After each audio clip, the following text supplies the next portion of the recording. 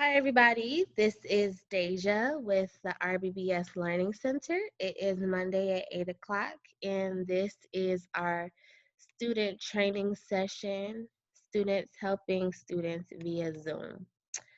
Today, we're going to be talking about load consolidation and how combining shipments can help you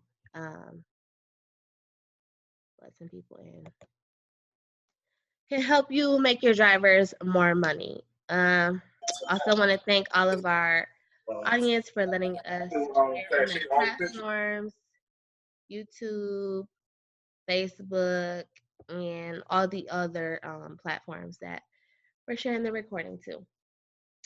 Anyway, so like I said, we're going to be talking about load consolidation. So what made me start really doing consolidation is when I would run into problems, for example, I know we've all had this where you get your driver stuck in a bad area. Things aren't working out the way that you want. You can't find him the highest paying freight or so many different scenarios. It's over the weekend or it's Friday, nothing is really being posted on the boards. You can't really find anything, or, a lot of different scenarios when, the cars are just not in your favor. And so that's when I started seeing that load consolidation is kind of one of those go tos, and it kind of can save the day sometimes. So, um, what makes load consolidation is basically you need to know the difference between truckload and less than truckload, or TL and LTL, or on the load boards it'll say partials or full loads. So with a partial load is usually something that is smaller than its dimensions are smaller than what will usually fill up a 53-foot dry van. So technically, a full truckload is just anything that takes up an entire truck. But the trucking industry really measures out partials in reference to 53-foot dry vans, which is like a lot of reason why you guys have a hard time booking loads for straight trucks and box trucks and things like that, because partial loads are what you're looking at, but partial loads are really priced, and they're set and separated for loads that are really looking to be put on dry vans. So that's why it's so hard getting those loads. Anyway, so what would happen is, let's say you see a load on the load board, and it's saying it's 4 pieces and it's 20,000 pounds. Usually that load is going to be um, priced at a discounted rate because it is a partial. So the brokers are looking for you to combine those loads with something else. So that load might be under $1 a mile or barely $1 a mile. It could be, something that's, you look at the rate and be like, there's no way. But the reason that it's priced that way is because they want you to combine those loads. They're thinking that that's what their plan is. That's why they're pricing it that way, because they figure, the driver is going to be able to put other stuff on his truck anyway. He won't mind taking this cheaper rate. So what you would have to do is find loads that can fit on that truck. And it's very important to take into consideration the dimensions of your truck and the dimensions of the freight. So that being said, starting from the beginning, um, truckload versus less than truckload. So a 50-foot dry van can take up to 45,000 pounds.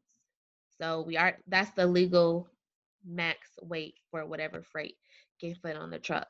It's not the combination of, the amount of freight and how much the truck weighs or anything. That's just the amount of freight that can go onto the truck.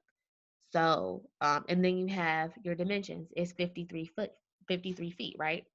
So you want to make sure that whatever freight you're putting on it, of course, you're not going to put on the truck 53 feet worth of freight. You might do like 50, 51, but you just want to make sure that whatever you're putting on it, it totals to be able to fit that 53 foot truck. If you have a box truck and your box truck is 26 feet, you want to take into consideration their max weight as well, and you know how many feet they can take. Box trucks can do load consolidation too. So you just want to make sure that you know the dimensions of the truck. Also, the height of the truck. You want to make sure that you know how high their door is. If the truck has a swing door, um, and if the truck has a roll door. If it has a roll up door, then that lowers how high the freight can be. If it's too high, it won't be able to go inside because of the roll up door. That's why most places prefer a swing door because they can just put everything straight in. Um, so those are all those things. And when you fill out when you sign your drivers up and you're doing your dispatch agreement and your the carrier profile asks all those questions. So you should have all the dimensions of the truck um, on that carrier profile for you to reference to.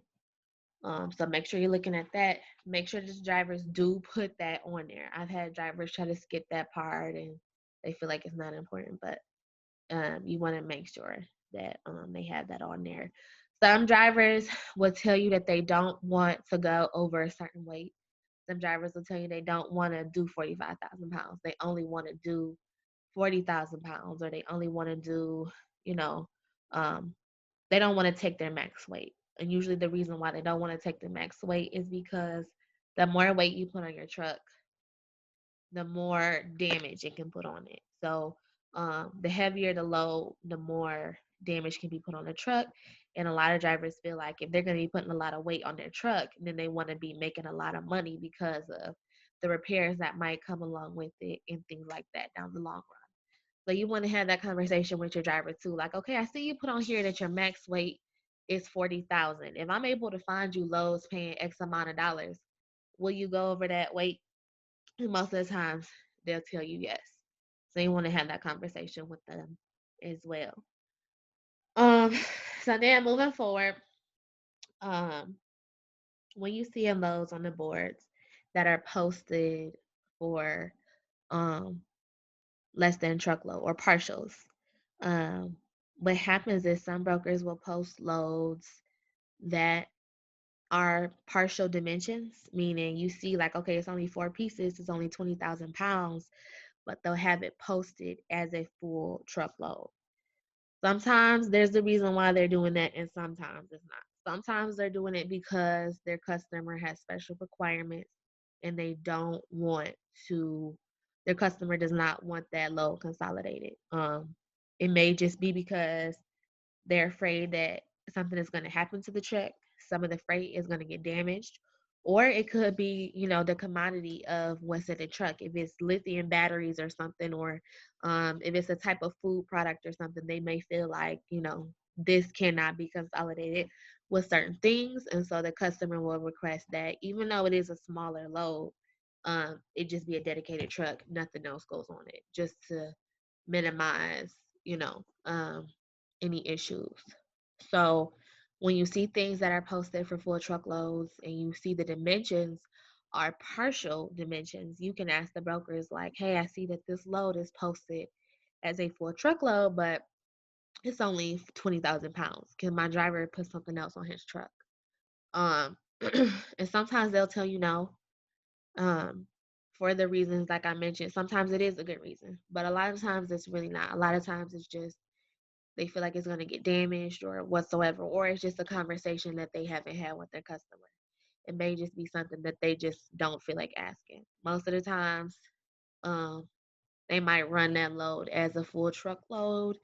And at this time, the only reason why, it's less freight is because, the last driver couldn't fit the rest of it, or it's just some leftovers. And instead of just asking the customer, can it be consolidated, they just skip that part and they don't ask. And so they'll just tell you, no, it can't be. A way to get around that is to tell the broker, um, a way to get around that is letting the broker know, like, hey, I see this is posted for less than truckload um dimensions, even though you guys have it as a full. If my driver can do it for X amount of dollars, can we go ahead and consolidate it? So they might have this load posted um for 950, but and it's only going let's say it's only going 700 miles and they have it posted for 950. That's good money.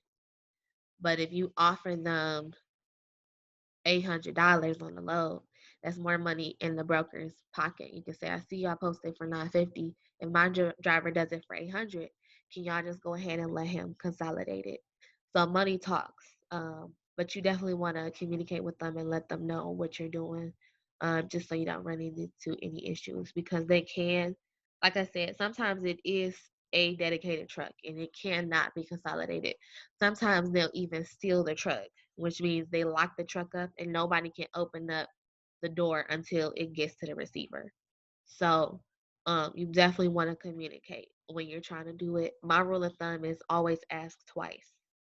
Um, I let them know, like, okay, I'm gonna consolidate this load. Can this be, can other freight be put on the truck? The driver and the broker will be like, oh yeah, yeah, yeah, yeah, yeah. And then later on down the line, an issue might arise. The driver might get on site and the shipper might try to fill up his truck with something that the broker didn't tell you he was gonna put on it. So that happened to me recently. One of my drivers was picking up at a military base, and it was just supposed to be boxes of electrical equipment. And when he got there, they tried to put some type of crane or something on the truck. And so my driver told him, don't put it on there, because, he was planning to consolidate that load. If he was to take that crane, he wouldn't have been able to put anything on the truck. And the rate that he was taking that load for was at a discounted rate because he had planned to consolidate it. So if the brokers try to screw you over and get you this load at a discounted rate, and then you get on site and they try to fill your truck up, you have to stop them, because that wasn't what you discussed. So that's why I say always ask twice. Because if I asked you the same question twice and you gave me the same answer, then there's no excuse. And then you want to also make sure that your rate con is confirming your parts and your weight and your rate.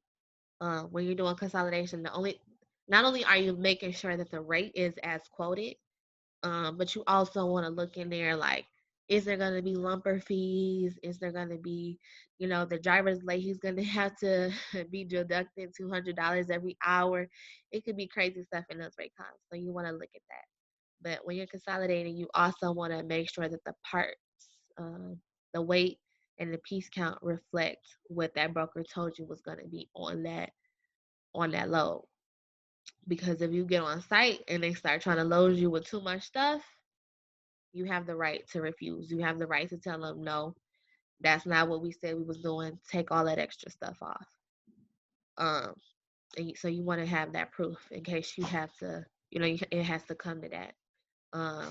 The brokers might even get to the point where they say, well, if the driver isn't going to take the freight, then we can't use his truck. So as long as that Raycon has documentation of what y'all had agreed upon, you can make sure that they still compensate the driver for that load. Um, and that's what's called a tonu. But a tonu is basically, it stands for trip ordered not used. Brokers usually pay about $150 for that. So if the driver gets on site and something happens to where the broker did not book the load properly, they didn't set it up right, and so the shipper cannot use his truck, then the broker is obligated to pay you total $150. Do they always do it? No, they will try to do everything they possibly can to not have to pay you total. But that's why you want to make sure everything is on your Raycon so that you have your proof. Um, anyways, so once your driver is loaded, one of my things that I try to advise my drivers is, like, if it's skids, skids are usually like, um, or pallets, they're usually like 48 by 48, so they're squares. And so I let my driver know. See if they can stack them. Don't let them just throw them in there. See if when you get loaded, make sure that they stack those skids so that you have more room on your truck. Um, just maximizing the space, basically. Um, and then usually before you, well, once you have all that planned out, once you have the loads that this driver is going to be picking up planned out, it makes it easier. It makes it easier for the next location that he's picking up at.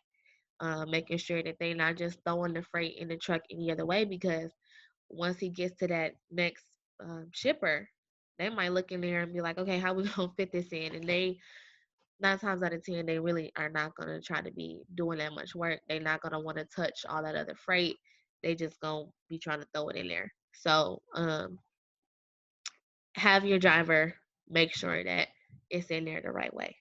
Don't let them just do any old thing. Um, I'm gonna share my screen and like show how I book the consolidations, like what I'm looking for when I am searching for consolidations. But does anybody have any questions about what I just said so far? No, good information. Thank you. Okay. Okay. So, like I said, I usually do this when this is a really good tool to use when your driver is stuck in areas. This is how I first started realizing, like, okay, this is like amazing. Because my driver was stuck and I couldn't find a load to get him out, a good paying load. So, can y'all think of any areas that y'all have ever booked a load in and your driver was stuck?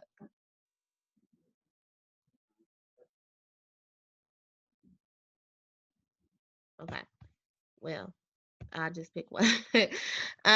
Like one place that I see a lot of Denver. people, Denver. Yeah, Denver. Like Midwest area. All right, I yeah, would Midwest. say like like Denver, Seattle. Oh, Ooh, what is this? Yeah, okay, so like Denver. Okay, let me go here and see if I find anything in Denver. Why is it asking me to do all this?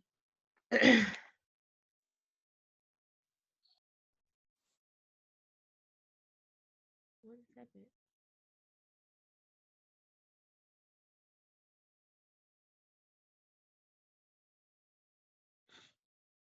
Mm,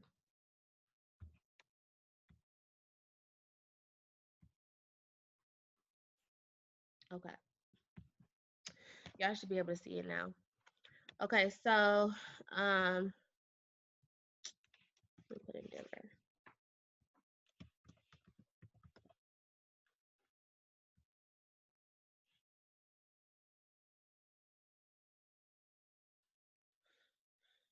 Hmm.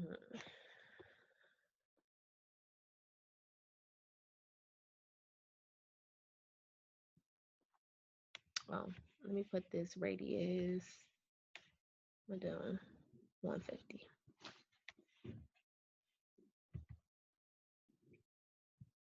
Okay, so as you can see, driver's in. We'll say he's in Denver, Colorado. Um, and none of the lows look very promising. Let me put the thing on here. So when you go to areas in the Midwest, it's easy to get in the Midwest, but it's hard to get out. So getting out of the Midwest, it's gonna be hard finding things over $1.50 per mile. Everything is very, very cheap coming out of the Midwest. Um, stuff. So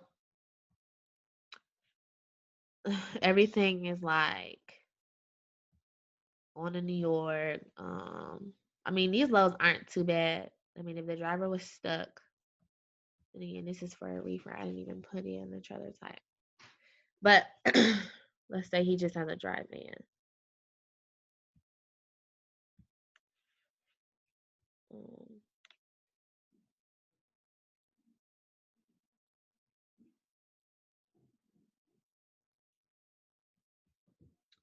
mm,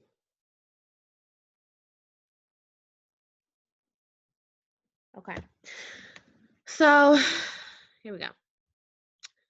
All of this is like going a million miles and it's not paying a lot of money.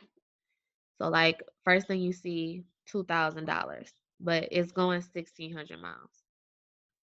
$1,400, but it's going 1,250 miles, and the driver will have to deadhead 125 miles. So none of these loads are really paying $2 a mile and over. In which, if you are dispatching your driver the right way, and you're using all the tools and the techniques that Calvin is teaching y'all, your driver is going to be used to making a certain amount of money. He's not going to be wanting to take this cheap freight. Well, no driver wants to take cheap freight, but you want to set a standard. You don't want to be having him doing this cheap stuff. So you're like, okay, I don't know what to do. I don't know how to get him out because he's stuck. Like, even look at this one. This one is $800, but it's going 974 miles. That's going to Texas. So, and that's a lot of times how the Midwest is. You can barely get over $1 a mile. It's tough. So that is where I started, like, when I would get my driver, because like I said, it is you get a lot of money going into the Midwest. You could get $2 to $3 a mile going to the Midwest, because these brokers know that in order to send these drivers to these places, they have to pay them money because it is hard getting out. They're not gonna get any money getting out. So you can collect though. If you can make money going into the Midwest, make the money. You just gotta have a way to get out. So as you can see, none of this stuff is gonna work. Let's see if it's any partials.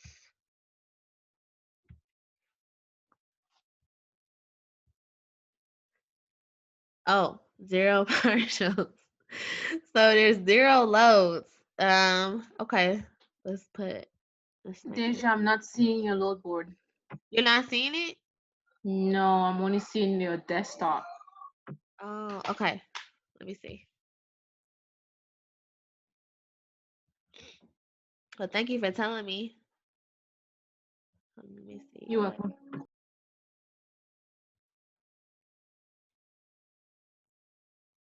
Mm,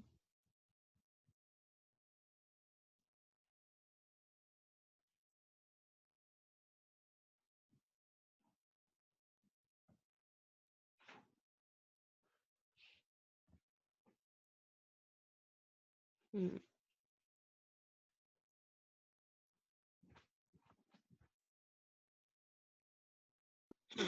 Okay. Let's see. Let me share. Okay. Can anybody else see my screen? I'm only saying the same thing lady said. Your desktop with your resume and Just Oh. see, just seeing the desktop, not Oh shoot. the Okay. load board. All right. Now I can Yeah, see. now I'm seeing it. there you Now you go. see? Okay. Yeah. Yes. Perfect. Okay. Sorry, y'all. Okay. Thank you. So what I was saying was, let me go back so you can see what I was saying. Um.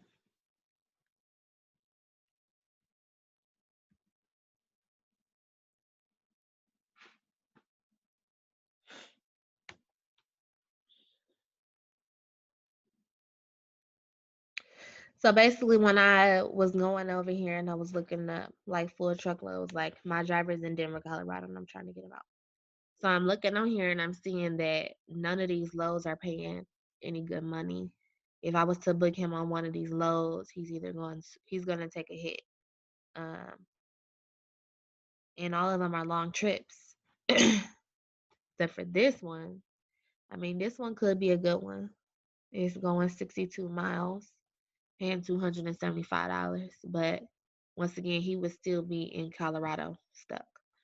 So, and then this one is 608 miles, but he would have to dead 100 miles.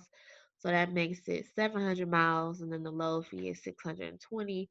So he's not even getting $1 a mile. This one would be taking him into New Mexico for $750. That's good. That's almost $2 a mile, not quite, but even still, New Mexico is another hard place to get out of. So these are the places that your driver ends up in, and you just have a hard time getting them out. So like it's not always peaches and cream. Like it's not always that easy to make good money. It can be challenging. Like this just goes to show you that sometimes you really do have a hard time booking these loads. And your driver is dependent on you to help them make money. Um so Asia, yeah. when you're booking loads for your carrier, don't you use like many load boards so you can see which is the best? Yes, I do. I use all the low. Well, I use Direct Freight, Truckers Path, um, what else? What's the other one? Next Load, and I use that too. One of my drivers has a DAT board, so I use Oh, that. okay. But yeah, I use a lot of load boards. I usually have like 4 or 5 load boards pulled up. But I just didn't do that right now, just for demonstration purposes. But most of the times I will have multiple load boards popped up. But the thing is that a lot of the loads that are on one load boards are the same load boards that are on some of the other ones.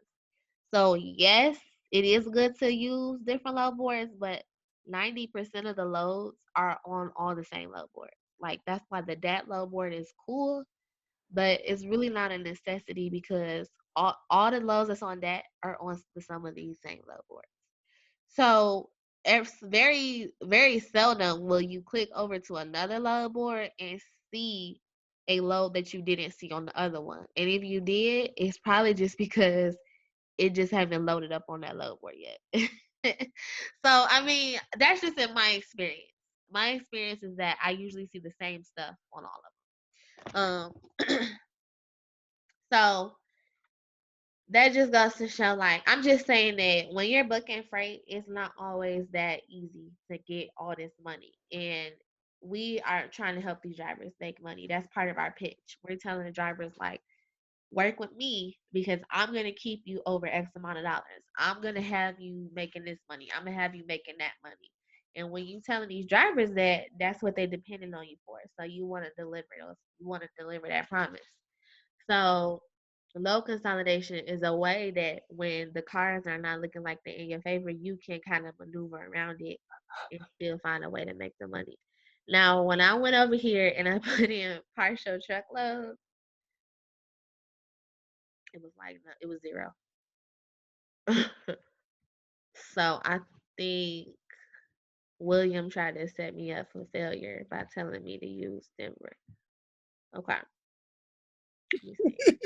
No, because you know what? That's the truth when you Right, look at that's the truth. That's how it is. That's how it is. yeah, Okay. it's the Another truth. You thing can't is, sugarcoat nothing, you know? right, that's exactly how it is. Okay, so another thing is, it is 8 o'clock at night. We have to be realistic here, people. Okay, so what was on here is probably not going to be on here anymore. But like I was saying, like how I told y'all earlier, you might find a load posted under full truckload that actually might have partial dimensions. So let's see if we can do that. Let's go back to full loads and let's go to here and let's see what we see. And then let's filter the weight.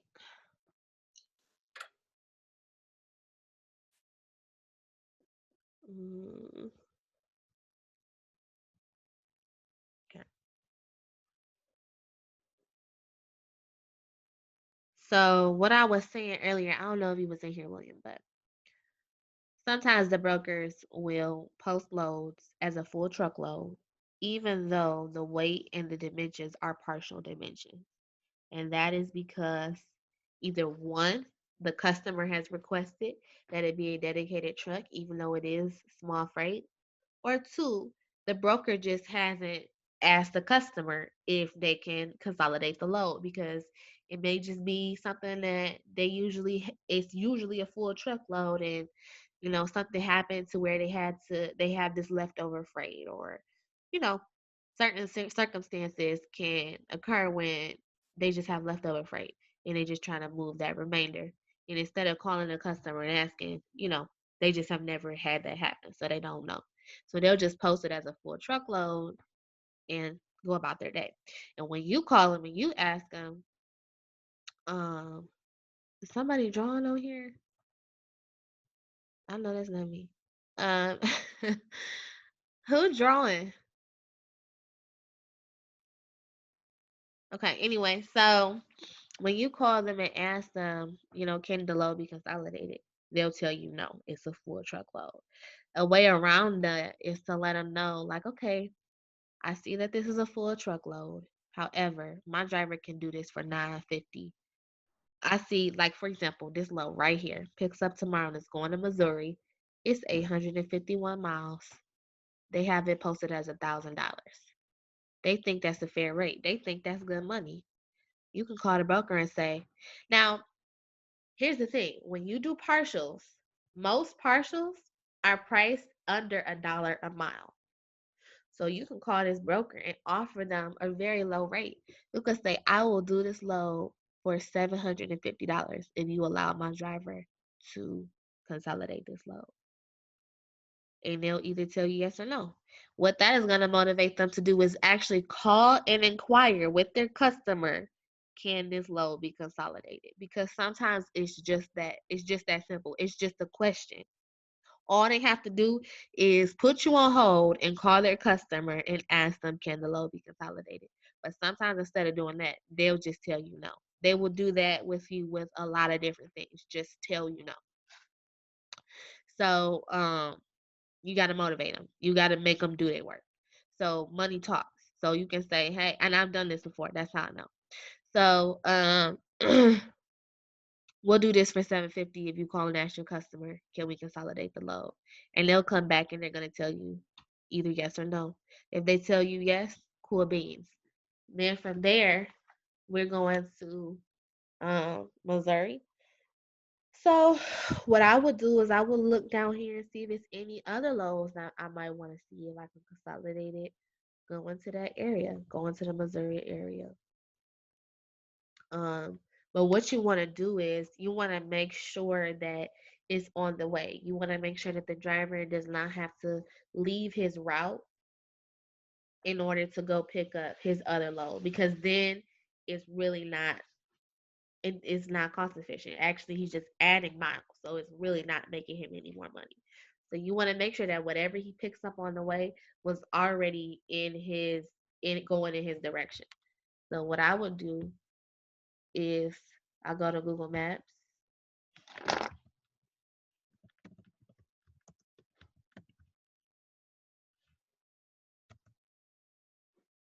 Okay. And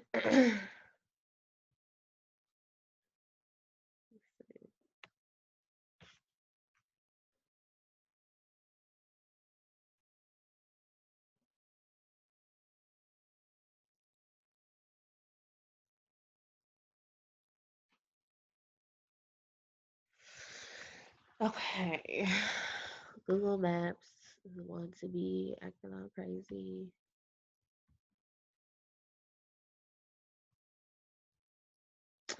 And before you do this, also you want to make sure after you've asked that question from that or that broker, can the load be consolidated?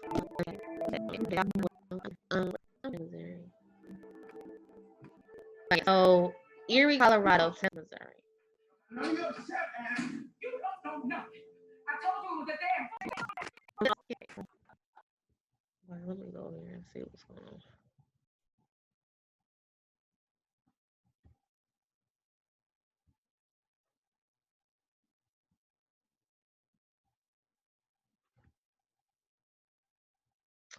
Okay, I went ahead and muted everybody. So if you want to say something, just unmute your mic.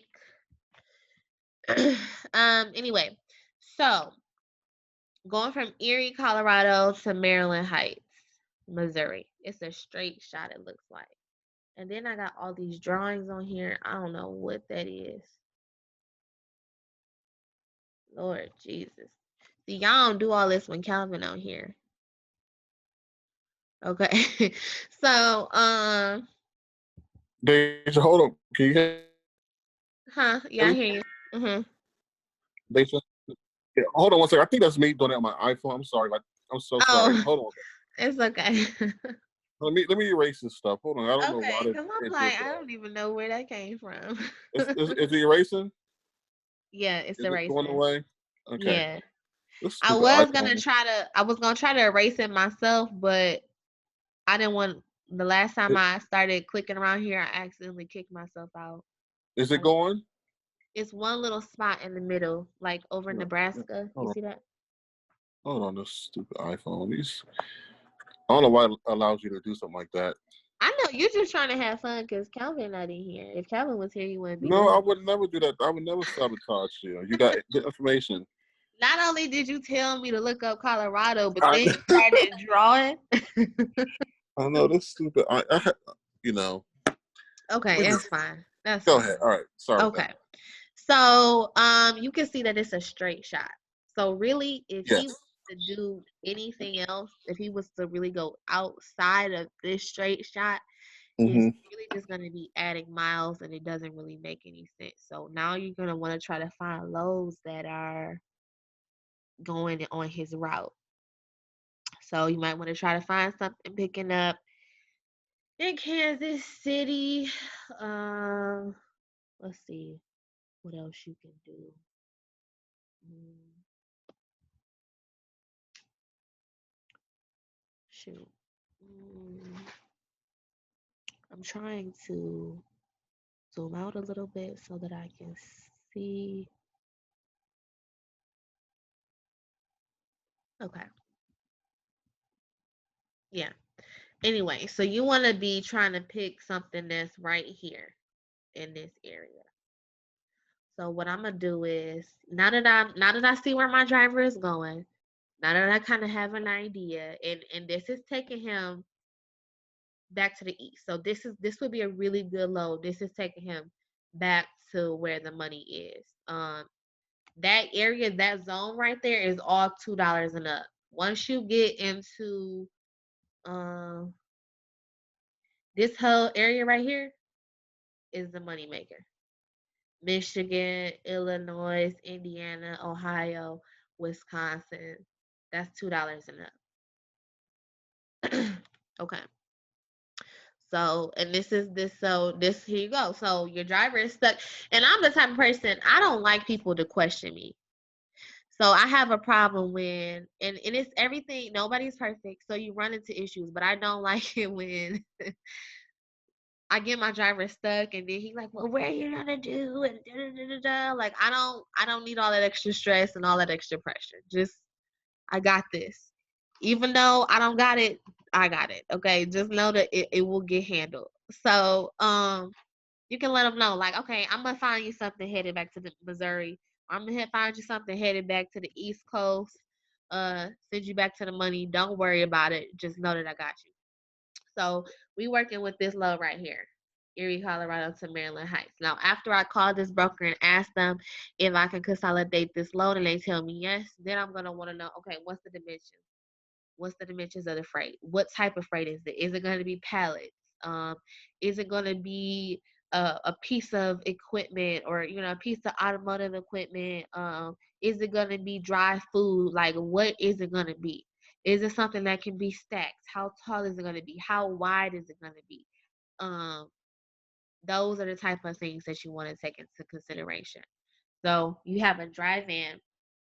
A dry van, of course, is 53 feet long, or a 53-foot dry van. All dry vans are not 53 feet. I take that back. But so you have a 53-foot dry van. You know that it is 6 feet long. This is the length, but you don't know how wide this is. So that's going to be your next question. How wide is it? You gotta, I mean, it's not that hard. I don't want y'all to think that, you gotta be looking at all these measurements and it's super crazy, but you do have to take all this into consideration because if you don't, you could really mess some stuff up. Like it's not that hard, but you do have to put on, your critical thinking skills and, common sense, and just pay attention to the details, because if you don't, it can start getting crazy. So that would be my next question. Asking them about the dimensions of the freight. Letting them know that it is going to be consolidated. And like I said, my rule of thumb is ask twice. Tell them twice. Okay, like I said, I'm gonna consolidate this freight. Like I said, this is what we're gonna do. So that if there was gonna be any chance for objection, the broker can tell you right off the bat. Um, then I would be asking them, what day does it have to deliver? Yes, it's only 851 miles, but you got to think too, if my driver is going to be picking up another load, is this going to have a firm delivery time? Is it just first come, first serve, or is it a firm delivery appointment? Um, and once again, that is same rule of thumb. Sometimes these delivery appointments are scheduled, but that does not always mean that that's the end all be all.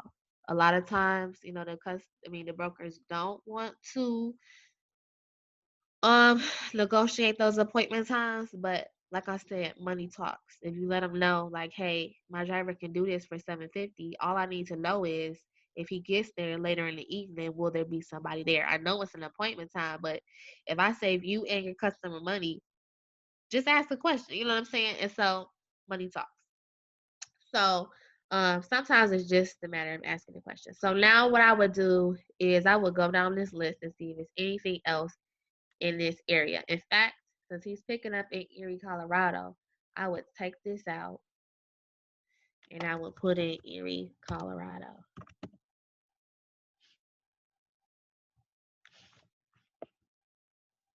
And I would try to find the stuff that's closer. I would lower this radius down to about 100, because like I said, you don't want to be sending your driver out of his way, because then that really adds mileage. So I'm gonna write this down. We got 851 miles plus the 25. So, because we want to be making sure that the driver's making money. So when I do all of this, I'm gonna add up on the mileage and the load fees, and I'm gonna let y'all see how this actually made your driver more money, right? So he has 876 miles, and I told the broker that I was gonna do it for $750, right? So that's under $1 a mile, but we're not gonna worry about that. We're not even gonna concern ourselves with that. That's the price that we had to take to get the broker to do what we wanted him to do.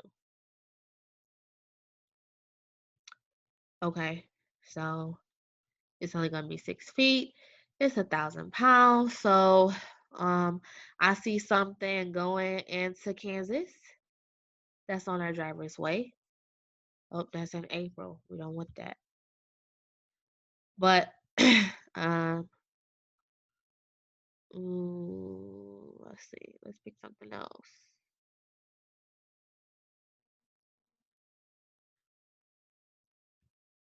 If it's anything going to Missouri, anything going into Kansas. Okay, here we have something going into, oh, that's in December. Why is that on here? Okay. Let's use this April one for example purposes. So this one is going into Ottawa, Kansas. So before I even really call on, well, what I will do is, because I'm a multitasker, I will call on this load, and as I'm calling on the load, I'm going to be on Google Maps looking to see, is that something that I want to do. Actually, let's see, where was that going? Oh shoot, I don't stop sharing doggone screen. Okay, let's go back. Okay.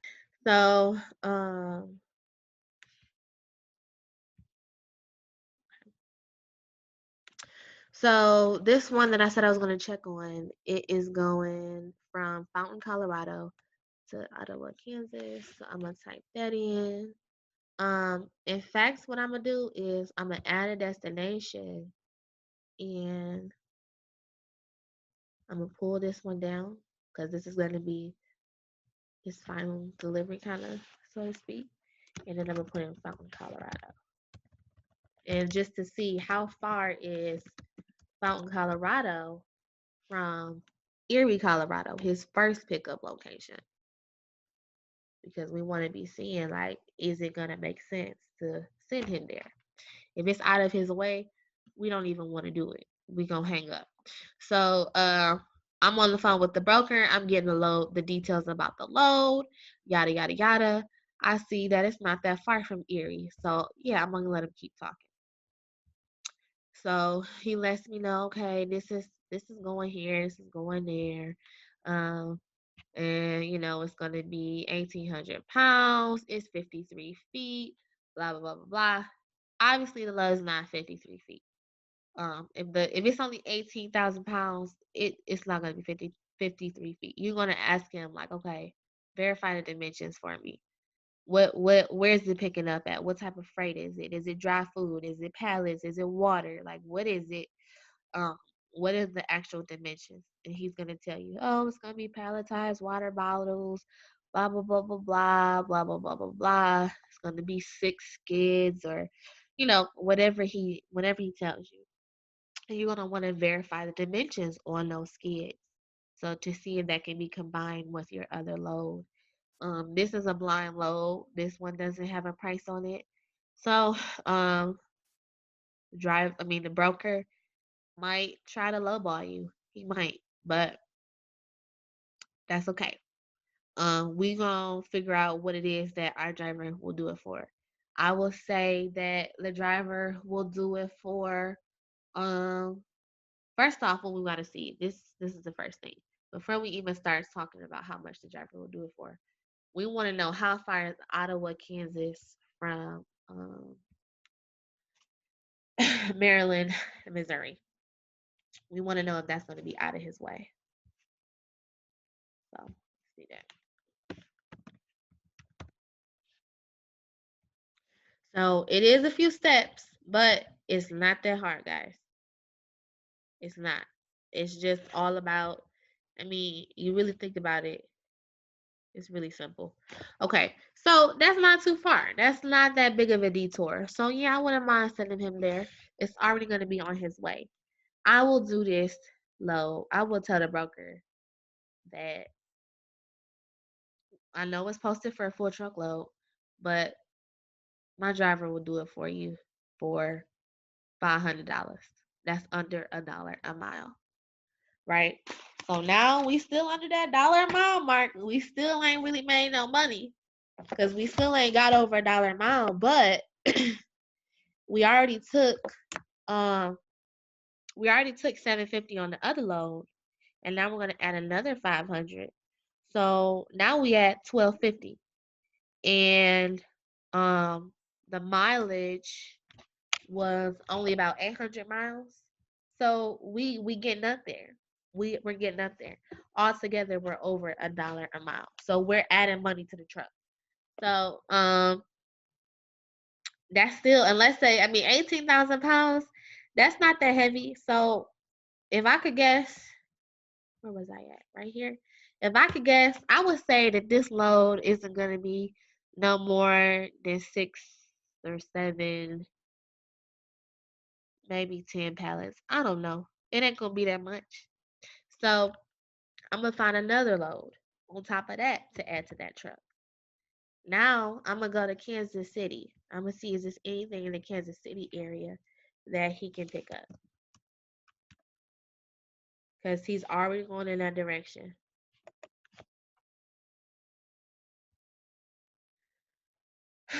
Okay.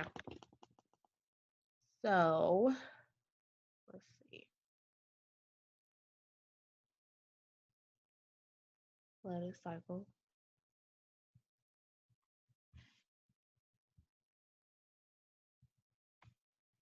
Okay, so I see something going from Lee Summit, Missouri to Columbia, Missouri. Okay. That is 19 miles out of Kansas City. So that's 19 miles out of the area that he's already going to be driving in. It's going to be a short little stop. And then it's going to Columbia, Missouri. probably still in that same area with his final delivery. Um, so you're gonna be looking at that too. So that's another load that I would want to call on.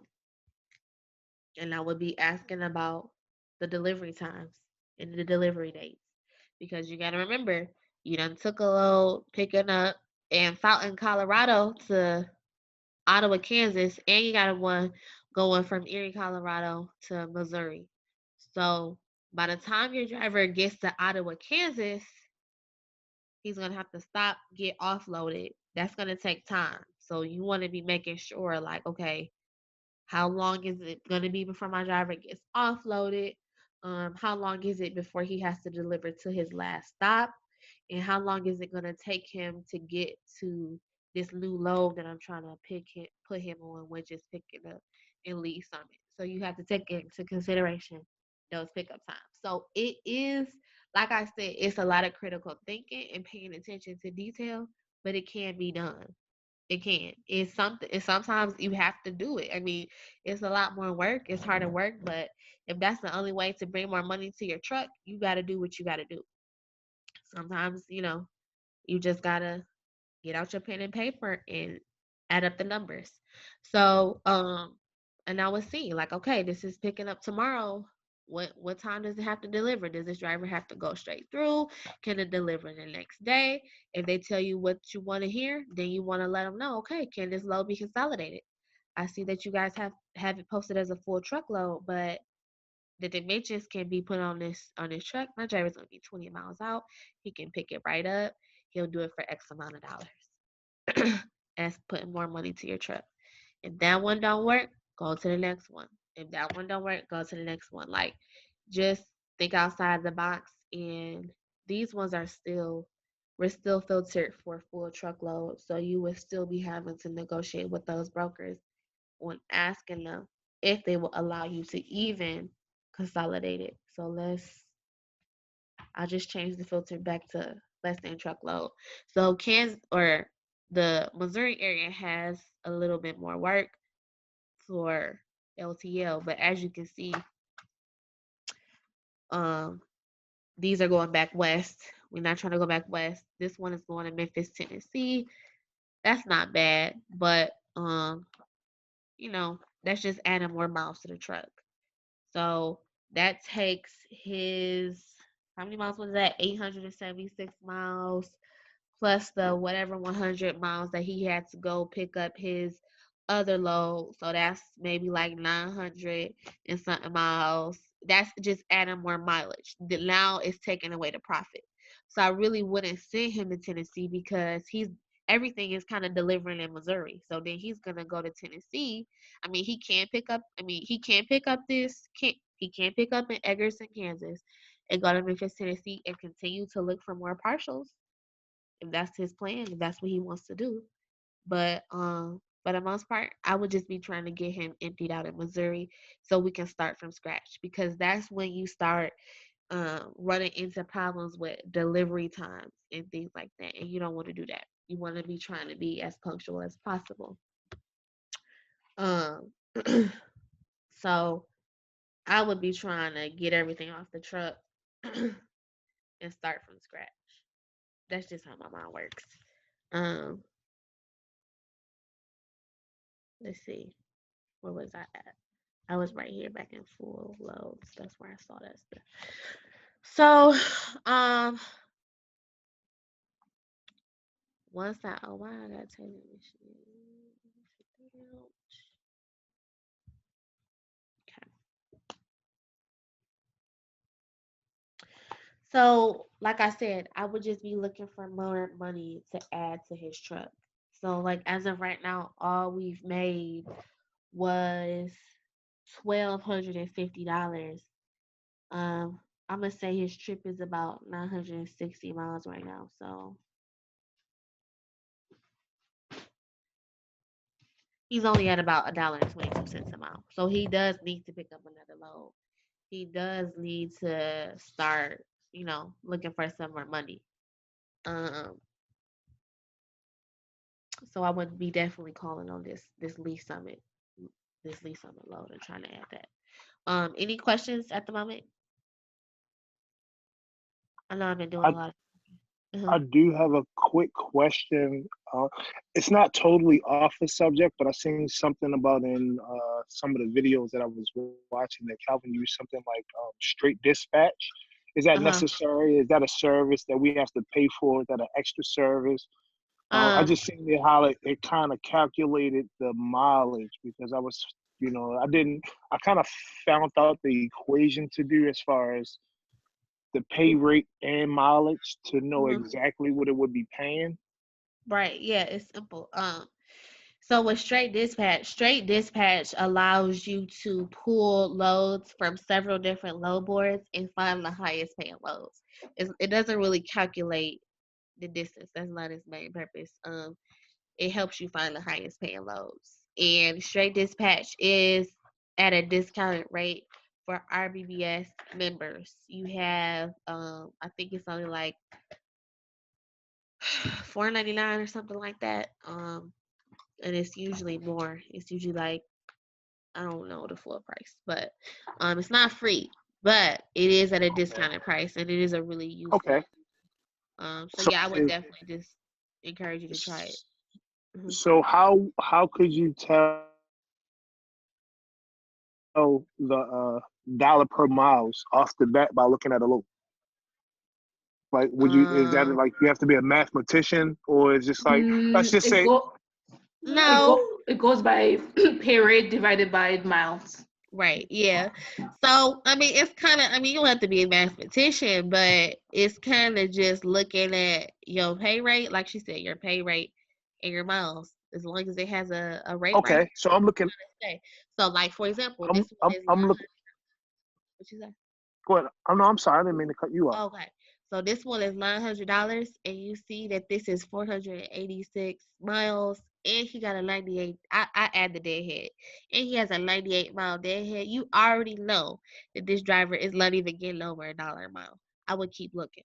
Like that's. I mean, I don't know the exact money, but I know money when I see money. You know what I'm saying? You can kind of give yourself Right. a Right. ballpark estimate. Okay, like is this gonna be good money? Now this one right here.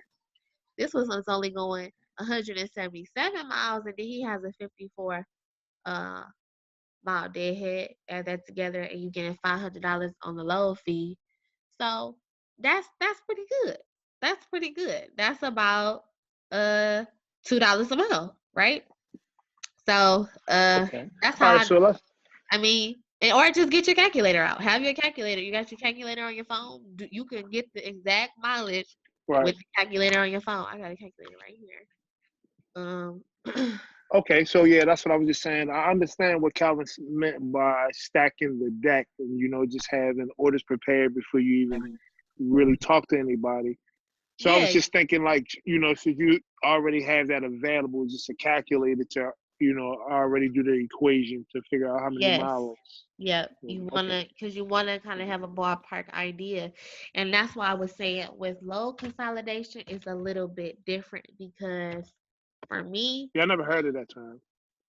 or partials or LTL, less than truckload, um, it's when you're consolidating all of those partials and putting them together and making a full truck. So, basically, how I just said, this ain't no good load. This is barely a dollar. This ain't even $1 a mile. I wouldn't take that load. But because I plan on consolidating the truck, I would call on this load. Even though it's under $1 a mile, I know that I'm gonna be putting more loads on the truck, which is gonna get me more money. So it's different. It's different if this said 40,000 pounds, then no. But because it only says 3,000 pounds, it does say 53 feet. But obviously, nothing 3,000 pounds is gonna be 53 feet. So I would call them and see, like, okay, what is this? What's the dimensions on this piece? Can this be consolidated? I see that you're gonna pay $900, and my driver does it for 750. Can we consolidate the load? Call your customer and ask your customer if we can do 750 if they allow us to put other freight on the truck. They're gonna get the phone and they're gonna call the customer and they're gonna ask. Unless it's something on that truck that cannot, without a doubt, be consolidated, 9 times out of 10, they're gonna want to see money talk. Right. So that's more money in their pocket. You know what I'm saying? So that's usually all it is just a matter of asking a question. And sometimes the brokers will do everything in their power to just not have to do that work. So yes, you do want to kind of have an idea of how much money you're going to be getting. That's why Calvin says he doesn't really even call on blind loads. So he doesn't call on loads that don't even have rates on them. Because most times, if the broker is hiding the rate, that's because they don't want you to know because it's not enough money. If it was good money, they're going to post it. All of these loads that you see good money posted on is, I mean, all these loads that you see numbers posted on is because it's pretty good money. It's pretty good money. So, but when it comes to consolidation, you might take a hit on a couple loads. You might do under $1 a mile. Now, that brings me back to how I see a lot of y'all in the group saying, where do you find loads for box trucks? How do you find box truck loads? What's the best place to find loads for box trucks? So, box truck loads are partial loads. They are less than truck than loads. That's just the end of the story. You're gonna find box truck loads the same places that you find dry van loads. They're just gonna be with different weight and different length requirements. That's why it's so hard to find box truck loads because all of them, okay, they're all priced for. They're all okay. Let me think about how I can put this into perspective. The trucking industry standard, the way that the trucking industry measures out these loads is with a 53-foot truck, right? So if if the load is 4,000 pounds and it's only 20 feet, they're going to price it as a partial because in their mind, they're thinking about a 53-foot truck and how this driver can consolidate this load. And so you're going to see a discounted price. They're not really thinking about box trucks. They're not pricing it for box trucks. They're not saying, oh, well, we got this box truck, so, box truck can take it.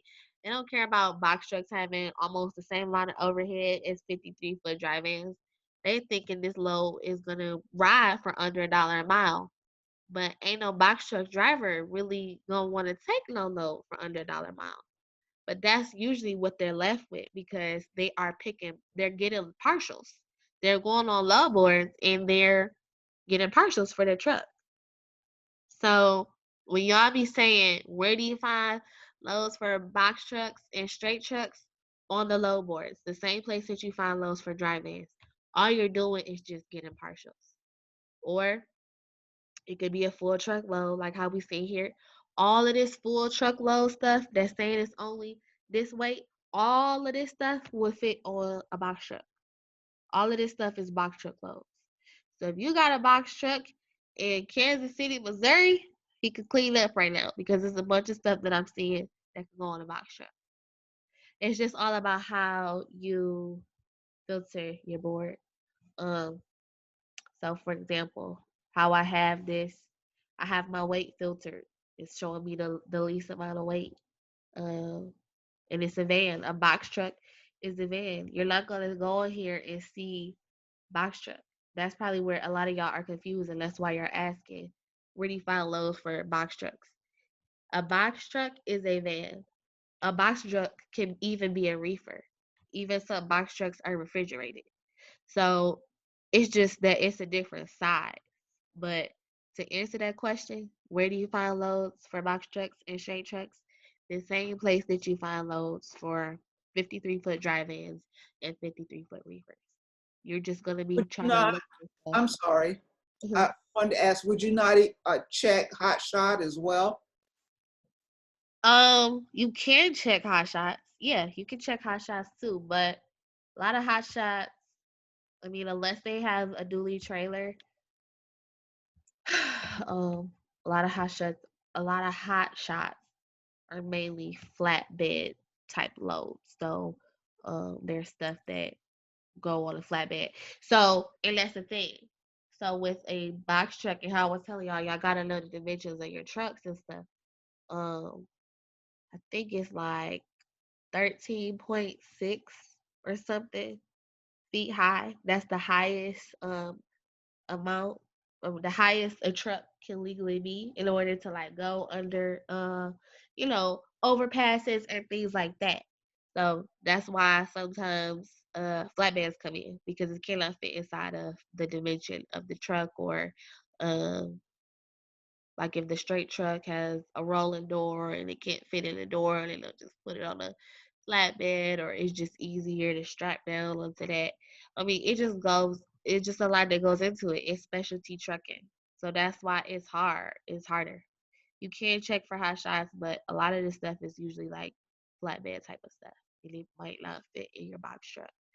But it can. It just may not. It may be too wide, it may be too tall.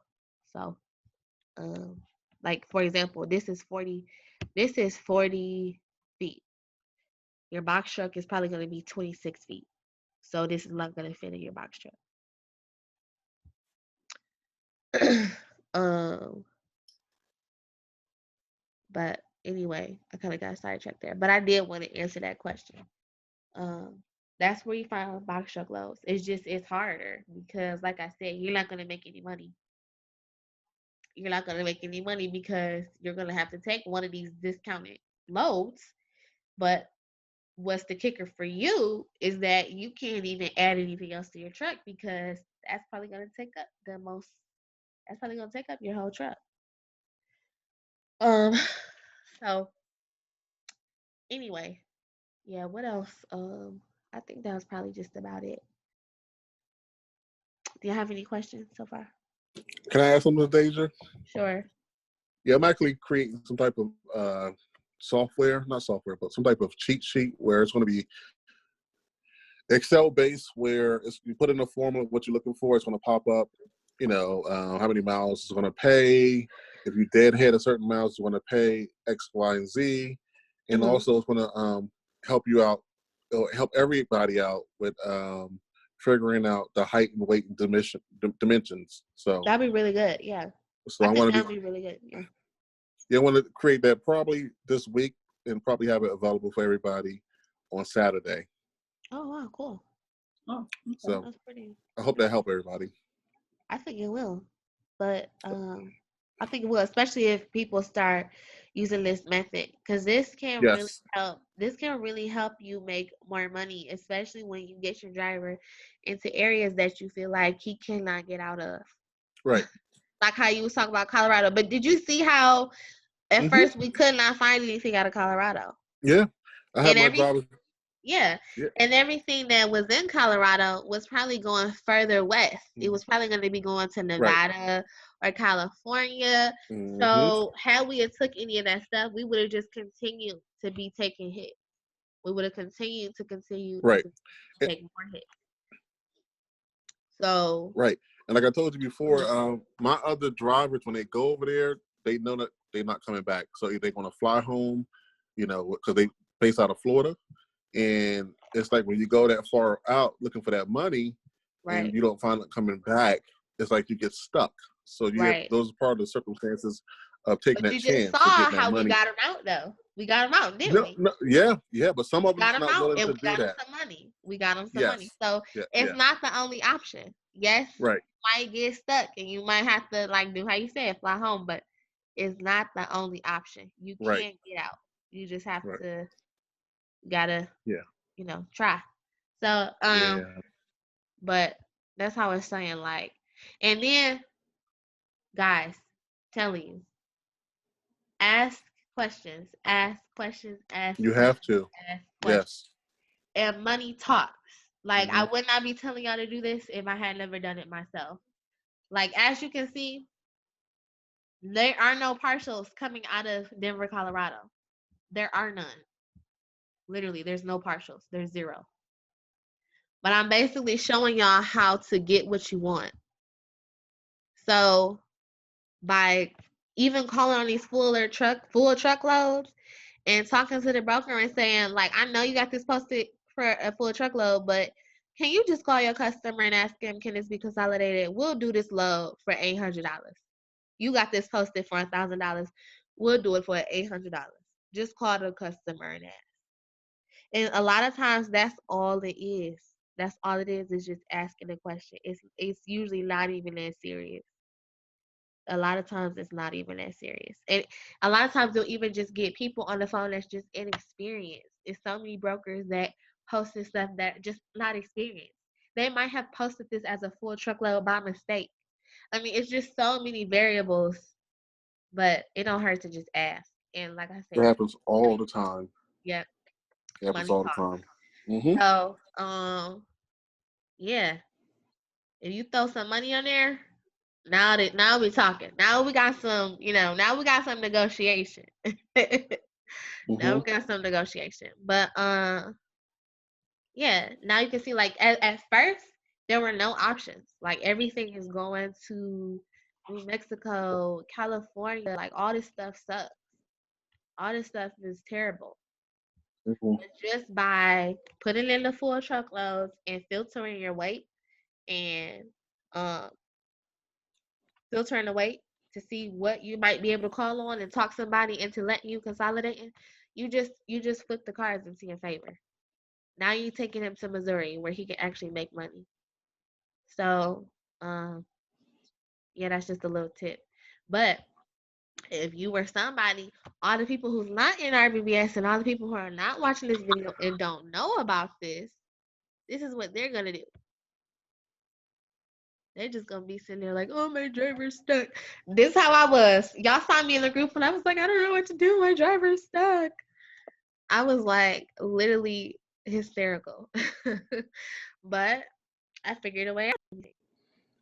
Marcus would be as far as efficiency on our behalf. What is required as far as exchange of information? Like, do we have to get download DocuSign?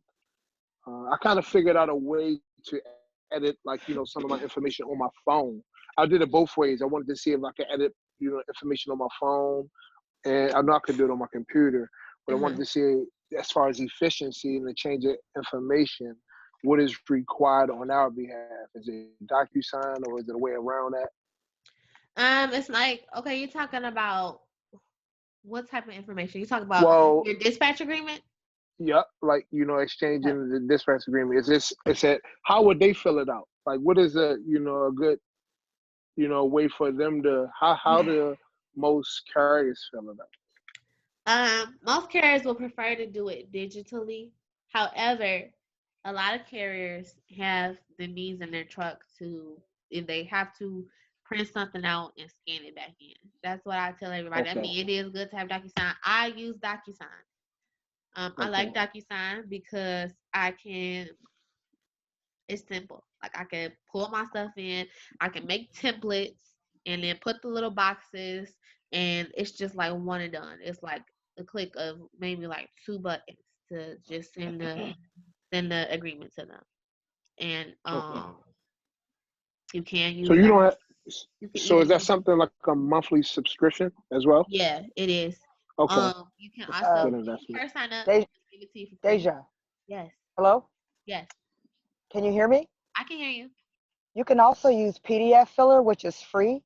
Okay. You can just convert like Word into PDF, and then you can do everything from PDF filler. You can sign it, you can change it, and they can also do it on their end as well. So that's another free service that you can use. Thank you. Yeah. Okay.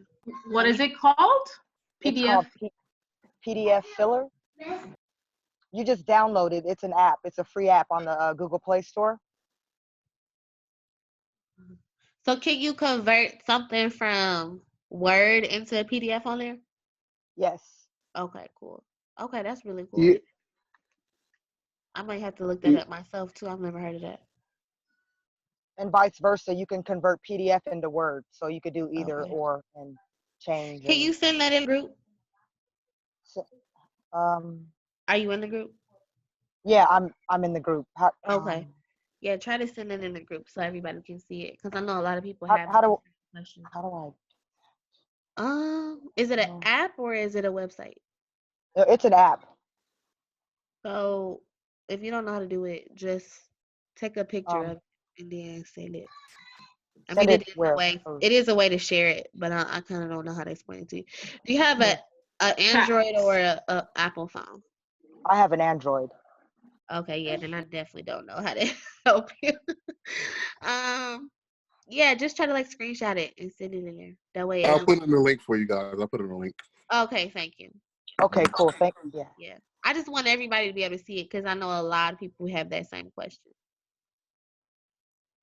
Um. So anyway, um. So yeah, any other questions about load consolidation or anything? Oh, here's another thing. You also want to take into consideration your driver's hours. Your driver's hours, because like I said, you have to be careful with the appointment times, and it's a lot of variables that go into this. So you will want to know, like, okay, when are you going to be shut down? Um, Another option to do is, and this is typically now what I showed y'all. You can do it this way, or what you could have also done was booked your driver on that load going to Missouri, and then the next day at 6 o'clock in the morning start calling on more loads and seeing what other options. Because the longer you wait, if you give it some time, you can kind of like see like, okay, how quick is my driver rolling? Okay, now he gonna have to take his 10 hour. Like it kind of gives you a little bit more control, and it gives you a better idea of what the time frame is gonna be looking like, because anything can happen. The driver might decide he want to stop and take breakfast. The driver got to refuel. The driver, he got to take his hours. Every driver is not like this. Like when I'm doing this, when I was doing it, I was doing it with one of my best drivers. He was good. He didn't care. He was on the road. He did not want to stop. He did not want to stop at all. So I was confident that I could do this with him, and let him know like, okay, this is what we're gonna do. And he was on top of it. But you might have a driver that'd be like, no, I gotta stop and get. You might have them drivers that don't really be trying to work that hard. I've run into that too. Especially when you're working with owner operators. They don't have a boss.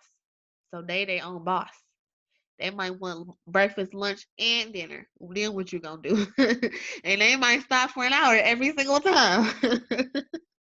So yeah, but you gotta take that stuff into consideration. So driver's hours and see, what his time is gonna be looking like. And this is when I'm doing these type of time critical stuff, like because it becomes time critical because now you're trying to squeeze everything into these time slots. So, and I don't try to stress my drivers out because that's my job to worry about all that.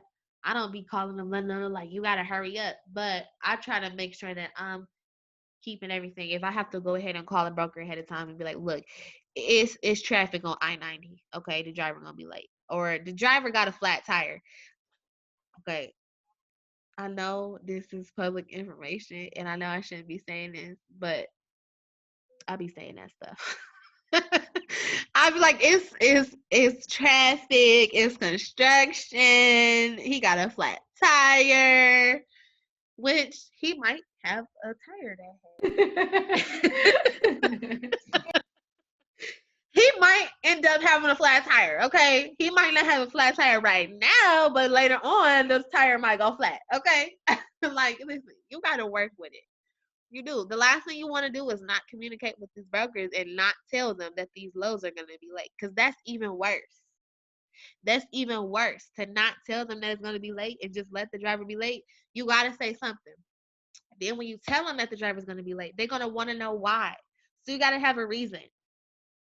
I'm not telling you to lie. I'm just telling you to have a reason, okay? I'm not telling you to lie. I'm just telling you that when you call these brokers and tell them it is, and this is not even just for load consolidation. This is just for any load. If your driver's gonna be late, the best thing to do is call and let the brokers know ahead. That's what you would want to do if you was the broker. Just Sometimes, fixing the problem. right? Yeah, and so it's important. Just think ahead. Um,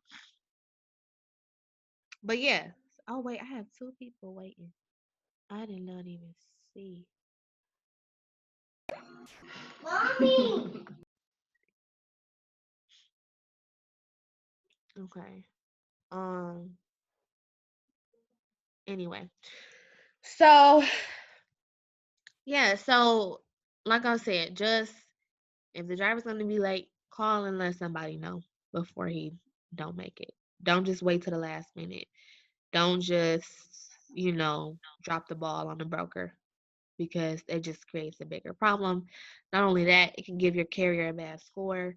And as the dispatcher, even though it doesn't fall on you, the driver is trusting in you to handle all this stuff. They're trusting in you to make sure everything goes as smoothly as possible. So you're representing him to the broker. So it's really your job to make sure they're not marking him negative and they're not, giving him bad marks as a carrier in their system, because that's what happens.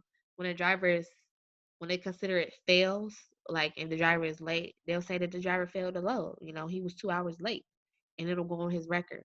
But you cannot hold certain things against drivers. You cannot hold the weather against them. You cannot hold mechanical breakdowns against them. You cannot hold construction and traffic delays. So those are just some things that you cannot say is the driver's fault. Am I telling you to lie and tell the broker that that's what happened? No. I'm just giving y'all the inside scoop. If your driver is late, you might want to see what's going on and let that broker know ahead of time. Come up with something, make it sound good. So that way, they're not giving him derogatory marks, because that's gonna follow him for the rest of his, driving history. The next time he tries to get a book a load with C.H. Robinson might be like, nah, because every time we book you on a load, you 2-3 hours late. Well, if your dispatcher was doing their job and communicating with the broker, it may not have went down like that. Just communicating with that broker and saying, hey, the reason the driver's running behind is because so and so and so and so. It just makes it better. Anyways. How many carriers do you dispatch a day? As of right, okay, so the most that I can do a day is 3. That's just because I can't do anything more. As of right now, though, I really haven't been doing too much because my main driver, his truck broke down. For real, for real. No lie. His truck broke down, and then he was really okay. This was the guy that I was telling y'all about, that he be on the move and he keep going. He's an older guy, and he was doing power only for a while. And when he called me, or did I call him? But when we talked, I let him know that I was really just looking for dry vans. I wasn't really trying to do power onlys. I was telling him, like, I already have power onlys, and I'm just trying to add, to our dry vans. And so he was like, okay, well, I'll go lease a van. And so he was actually going to go buy a trailer to work with me. And I know I put it in a group because I was like super nervous, because I'm like, I'm so nervous. This guy is about to go buy this van and da da da da. And he's like, I felt like it was a lot of responsibility on me, because he was literally going to spend his money just to work with me. Anyway, long story short, he ended up being able to borrow a trailer. It didn't work out, him purchasing the trailer himself. He couldn't do it. So then his one of his friends allowed him to use his trailer. And so when his truck broke down, he ended up just giving the trailer back to his friend. So he told me he's gonna probably just have to get a trailer at this point. Anyway, that was my main driver. Then I had another driver that she does not answer the phone. She I basically gave her to somebody else in the group because I could not keep up with her, and I didn't have time to keep calling her. So I gave her to one of the people in chat group to see if maybe they can catch up with her, because the thing was with her was she was helping her dad. Her dad was a driver, and her dad spoke Spanish. And so she would communicate with me, and then she would go back and tell him. So one of the people in this group, Natasha, she told me, like, she knows a little Spanish. So I gave her to her because I figured maybe it would break it would help that communication breakdown. Maybe she could work on talking directly to the driver, seeing as though his daughter was never available and she never answered the phone. That didn't happen because the woman still stopped. She never answers the phone. Then I had this one, my very first driving. Oh, it's a cute little baby. Oh, it's just so sweet. I just saw my very first driver. He basically he just started being super mean to me. So yeah. Anyway, so 3. That's the most. That's the most people that I've dispatched in a day, and it's very time consuming. It is very hard. It takes up all of your time. You will be sitting up at 6 o'clock in the morning till about 5 o'clock in the evening working. I remember, Deja, I remember Calvin was saying that he usually dispatch on a Saturday or weekend. So it's much easier. You actually plan the whole week. Can you do that? Yeah, you can plan the whole week. And that's better to try to plan the whole week. What happened for me though with planning my weeks out was because 2 things. One, my one driver, he wanted to stay moving. So he did not want to stop. So if I was to be planning him out, when I was trying to plan him out for the week, I would find a lot of loads that picked up one day and then delivered the next. So he would end up having to stop. My driver did not want to stop until he legally had to stop. He literally wanted to keep moving. So I would have to make sure that I was booking him on loads that would allow him to, stay going. And a lot of the loads that I was finding ahead of time were stuff that had later on delivery dates and times and stuff like that. So that was one of my main problems. And then, like I said, my one driver who never answered.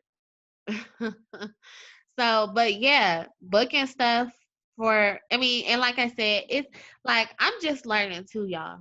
I'm new to this too. I've only been doing this for a month. So I really 1 month? Right. Only 1 month? Yeah, only a month. Oh, wow. Yeah.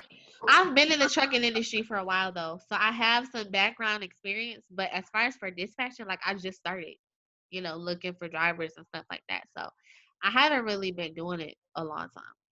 I just been trying to stick with it and be consistent. But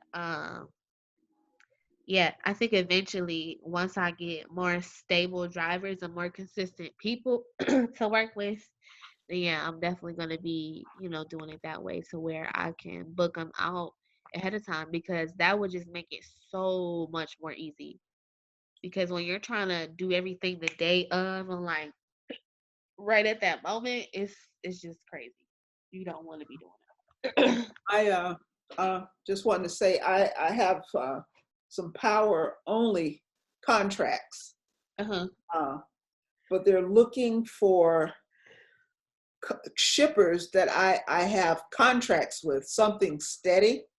So I am in the process of trying to contact shippers as a women's business owned firm. I have that certification. So I'm in the process of trying to contact shippers based on How is that going for you? Well, I make a point to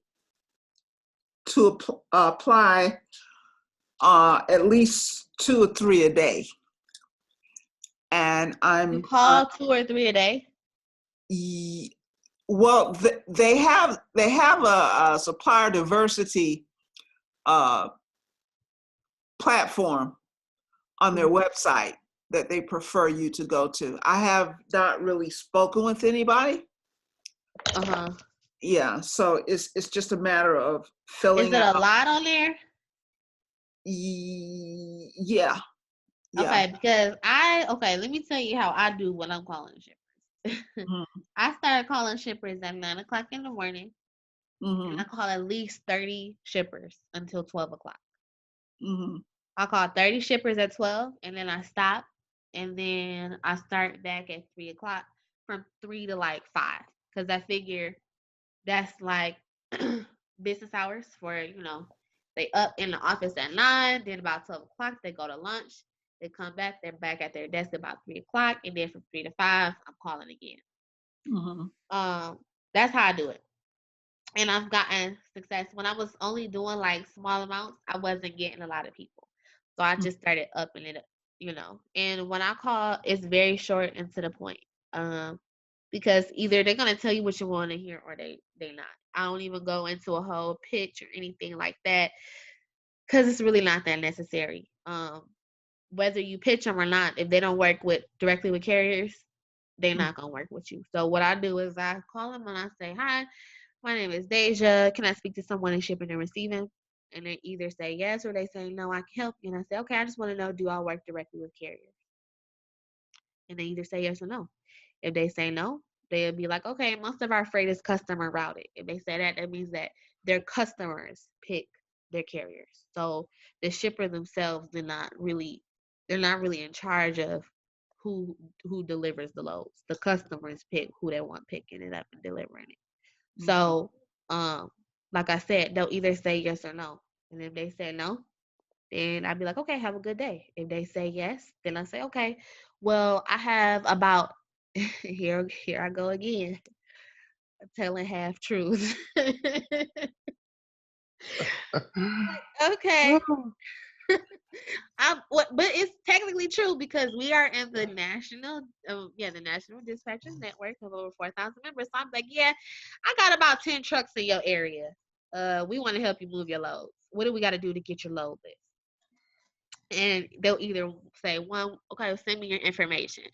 Now, when I was first doing it, I was getting a little confused because when they would say, "Send me your information," I was sending them information about my business, thinking that, they want to know, like, who am I and stuff. So I'd be sending them, like, my information. That is not what they want. I'm going to tell you right now, when the shipper, and you will hear this a lot. So anybody who's calling shippers and you get to the point where they say, "Send me your information," that means they want a carrier packet. That is all they want, is a carrier packet. They don't want to know your business name. They don't want to know who you are as a dispatcher. They don't want your website. They don't want your Facebook. They don't want that. They just want a carrier packet. So unless you have the carriers, you really have no information to send them. So they'll either say, "Send me your information," or they'll take your email and send you a list of their loads. Technically, that's kind of what I want. And I kind of try to like talk to people into doing that. Like they really want you to send a carrier packet. And I say, "Okay, yeah, I'll send you the carrier packet." I have owner operators. So all my carriers are individual. So I'll have to send you like 4 or 5 of those. However, if you give me your load lists, I can see what we can do and who we have, and that'll give me an idea of which carriers I need to start filling these packets out for. So that'll kind of get you around that "send me the carrier packet" question. Okay. If that makes sense. Okay. Yes. But yeah, I hope that makes sense. I know a lot of y'all aren't really calling shippers, but if you start doing that, you can ask me about it because I've been doing it for a while and I have been getting some success. I have. And I even had this one guy tell me he had a bunch of loads and I put it in a group and I was super excited. And that's how I learned about the carrier packet thing because he said, "Send me your information." And so I literally sent him this whole like long email marketing page about like, I'm a dispatcher, I help people, I am an owner, operator, business manager, blah blah blah. He never responded. Never ever ever responded. I called him back, emailed him again, never responded. And then as I kept calling more and more shippers, they were saying the same thing. "Send me your information." And so then somebody finally said, "Okay, yeah, I'm gonna need a carrier packet." And so that's when I kind of like started putting two together. Like when they say "send me your information," they're talking about a carrier packet. And you gotta think about it too. Like these people that are, most of the people that you're talking to when you call shippers are the receptionist people. So they really don't know unless they allow you to transfer to somebody to shipping and receiving or the traffic manager, which I ask for those people, but they give you a lot of pushback on that. They really don't. They really not just gonna transfer you over to somebody just because you asked them to. So you end up talking to the receptionist. So she really don't know what she's talking about either. So that's why she talking about send me your information. She don't know that it's called a carrier package. So, yeah, just go right in. When they say send me your information, be like, okay, yeah, I can start filling out carrier packets for you. But like I said, I got a lot of carriers. In fact, I'm part of the National Dispatchers Network of over 4,000 members. So I have access to carriers coast to coast. What I really need to know is what lanes you guys work. So I would really prefer if you send me a load list so that I can know which drivers I need to fill out carrier packets for. So now, you getting them to do what you want them to do. They're not telling you what to do. You telling them what to do. So, yeah, that's how I do it. And that has been working for me. Like, I get some email lists right now. And every once in a while, I post them on Facebook and stuff. And that actually helps you get carriers. Um, but really, you're not supposed to just go call shippers if you don't have carriers. Because that's not what you're supposed to be doing. You're really supposed to be calling shippers for your carriers, which is why I actually started. I had a carrier directly ask me to help him find his own customers. And so that's what kind of started motivating me to do that because I've learned that that's what a lot of drivers want is they want their own customers. So that's what got me to start calling shippers. Anyway, any other questions?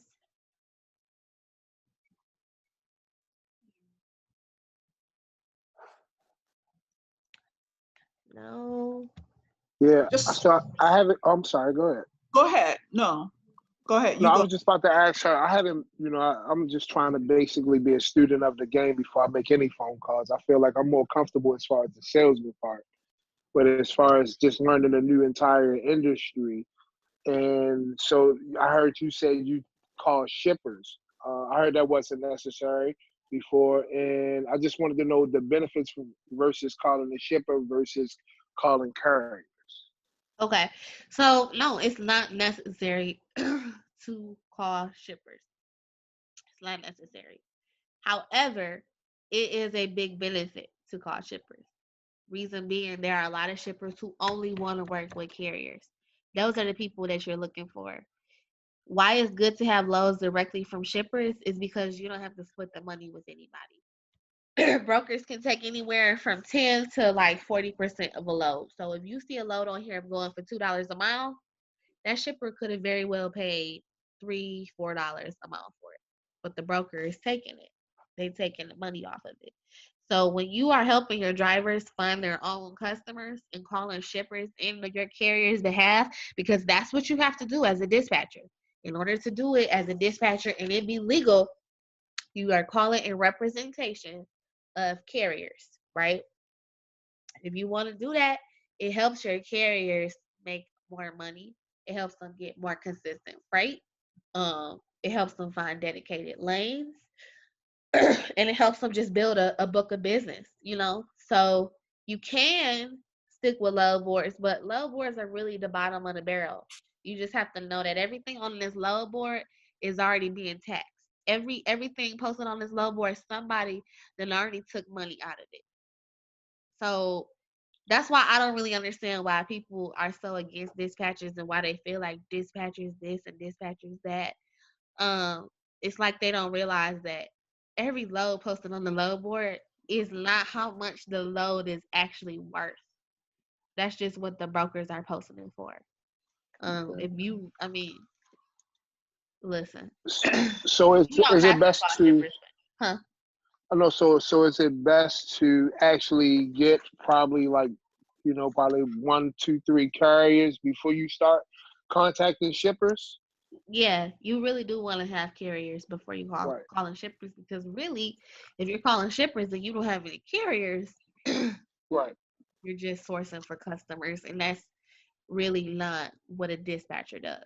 A dispatcher represents carriers. So if you're calling shippers and you really don't have any carriers to represent, technically that's against FMCSA regulation because you're not really representing carriers. You're just calling shippers. And that's what brokers do. It's called shippers. So you're basically doing what brokers do. So, but if you have carriers, which I do, I have tons of carriers. Most of them is box trucks and hot shots. So when I say that I have carriers all over across the nations, I'm not lying. I'm dead serious. I do have carriers signed on to me. I don't even know how many, but most of them are box trucks. But when you're calling them, you should already have carriers. So when they say send me a carrier packet, you should be able to send them a carrier packet because you already have that carrier's information. And that's something that you can start doing. It's not on the dispatch agreement and it's not on the carrier profile, but what I've started doing is when I have my drivers sign up and I have them sign the dispatch agreement and the carrier profile, I tell them that they have to attach their MC authority letter, their W-9, and their certificate of insurance. I got that from Chico. She taught me that in a group. And it makes it easier because when you go down the line and you're working with brokers or shippers and they start asking for that stuff, you don't want to have to be going back and forth asking them for all that information. If you start working with a new broker, a broker that the carrier has never, been signed on to before, they want you to fill out a carrier packet. So you So want to have can you repeat that again? What you actually need for that? MC authority letter. What did I say? W-9 and certificate of insurance. Also, if they have NOA. Factoring. Yeah, if they have there you go. Look I'll at help you. you out. Finally, because you've been against me all night. Okay, so Yeah, if I'm they have sorry, a guys. My factor. earpiece died on me. Can you say that Oh, one more? I okay. heard the W-9. I All got right, the last MC. time. Don't let it happen again now. Come on I now. got Okay. Okay, so MC authority letter, W-9, and certificate of insurance. Oh, God. Okay. And if they have a factoring company, you want their notice of agreement or NOA.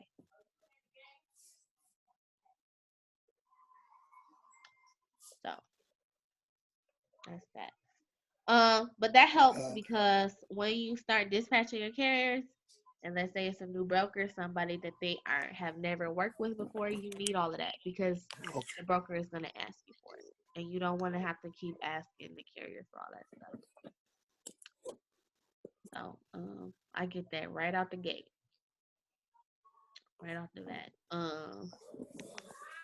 Then what else? Yeah, that's it. Yep. Okay. Any other questions? I feel like I was gonna say something else, but I don't know what it is.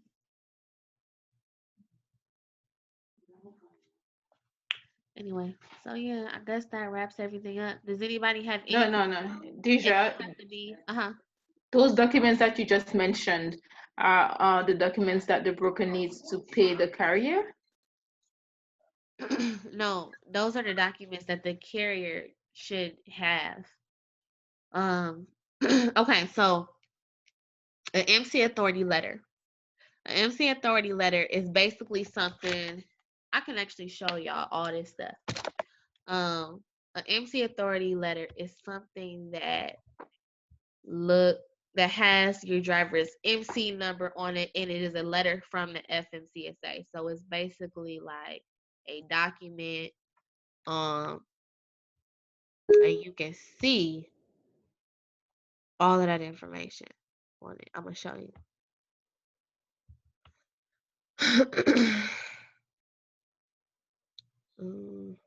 Just give it a second. So, you know how you ask the drivers for their MC and DOT number? Yes. Yeah. So basically, when they get their MC number, that comes from the FMCSA. Okay, so this is my carrier profile. So I have my driver when he fills out the carrier profile, and y'all can see he did this by hand. Remember when I was telling y'all do not need DocuSign, you do not need Adobe Sign, you do not need all this stuff.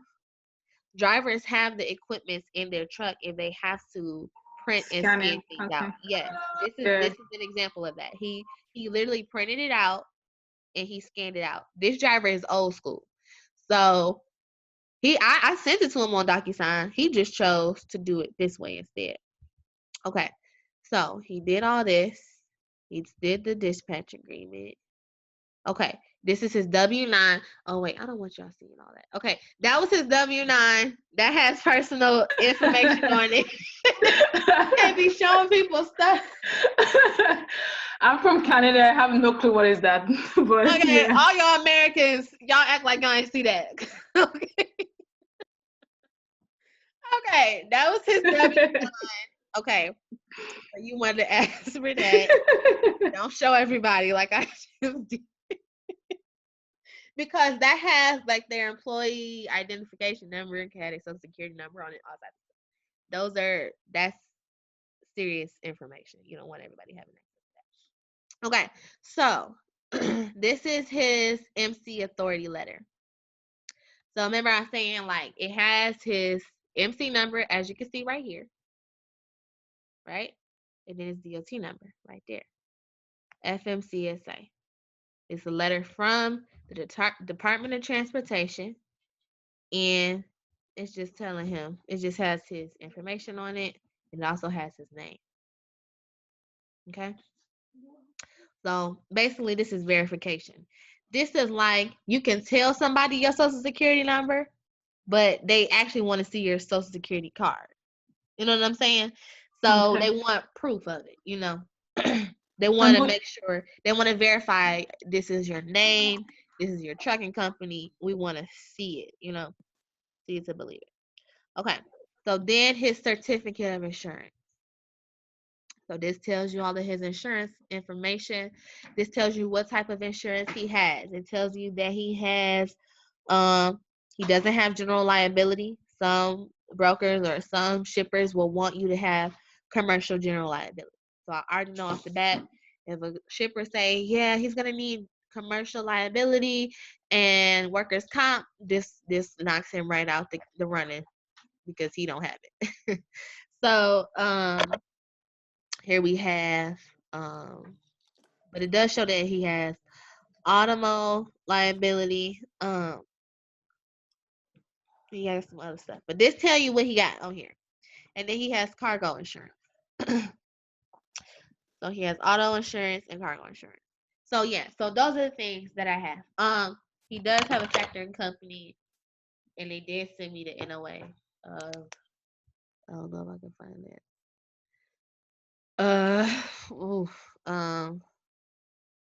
Here we go.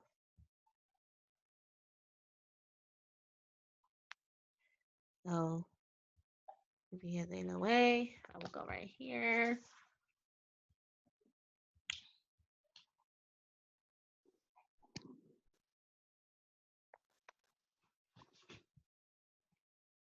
So Deja, all these documents are just for your records or just to give it to the broker if they ask? For my records and to give it for the broker if he asks. Okay. Yeah. So for both. To give it to the broker, to give it to the shipper, whoever asks, I got it. Okay, and this is like the notice of agreement. So this is what that would look like. You don't have this is from his factoring company.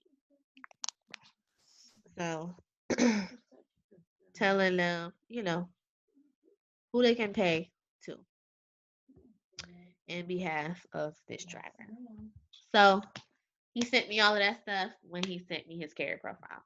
So as you can see, it sounds like a lot, but it's not that hard. All drivers have all this information in their truck. In fact, by law, they're required to have all this information in their truck. So when you start asking them for their MC and they this and they that and they this and they that, they got it. If he start giving you a hard, I don't know if I can send it to you because no, Send it to me. Make him send it. He got it. Yeah. Yeah. The NOA is for the payment term, right? Yeah, the NOA is for the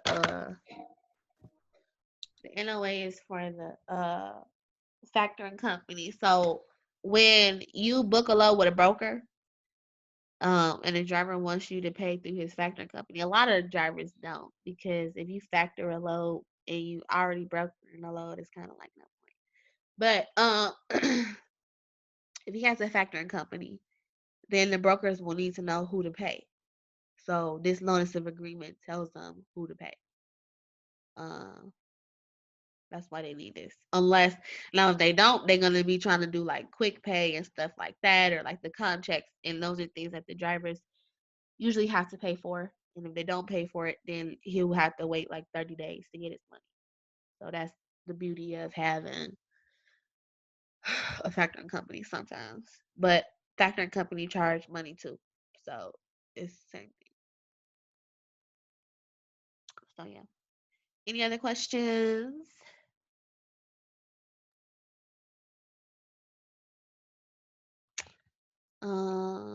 Well, I think that was about it. I think that was all I had to say. Thank you, Daisy. Good job. Thank you. But Thank you, Daja. do y'all see how Thank you. consolidated loads can make more money? Yes. Yes, I Yeah, learned something new this evening. Yeah. Okay. me too, especially the payment term and the MC. I have no clue what is that because Canada don't use these things. Yeah, I know Canada has some like different stuff. Like I didn't know for a long time. I didn't even know that their hours of service rules were different. I should Oh have known. yeah, it's Yeah, different. We have, I think we have more than you guys. yeah, y'all do. Mexico is different too. Like I think a driver can't even drive after a certain time of the day in Mexico. Like how drivers can like basically as long as they're within their hours they can drive, but I think in like Mexico or some parts of Mexico they can't even drive after a certain time of night. It's crazy. Anyway, so that's off topic. But yeah, so I would definitely suggest once y'all start booking y'all loads, you're gonna get into some sticky situations. I done seen it. I have seen it. I have seen it. And I was like hysterical. I was posting in the group like somebody help me. My driver's stuck. Oh my gosh, it's the end of the world. He about to fire me. But I was able to, find a way out, and he actually made more money. He was like very thankful. He was like, "Yeah, man, that was cool. Thank you for getting me out. I didn't know how I was gonna do it. I was stuck." He was like, "I thought we was Hmm. stuck for a minute." I was like, "Man, this girl, she done got me out here," and I was like, don't worry about all that. I got this." Hmm. Low key, I really didn't have it. I was panicking. I was struggling, but yeah. So, Made it Thinking into happen. existence. huh? So you thought it into existence. Yeah, I did. I was like, like I said, I don't like people questioning me.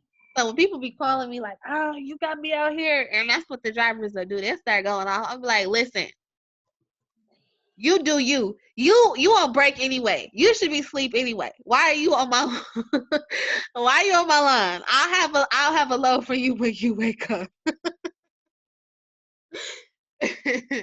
Me and my drivers have really, but after I was able to help him, like, he was like, "Okay, thank you." But he was really grateful for it. So you want to keep delivering on your promise.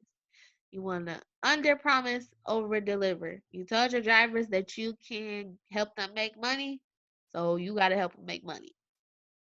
So, oh, another thing is, last thing. Okay, another thing that I learned when I was getting my drivers in bad areas, like I had sent my driver into New Mexico. I couldn't find him another load out of New Mexico.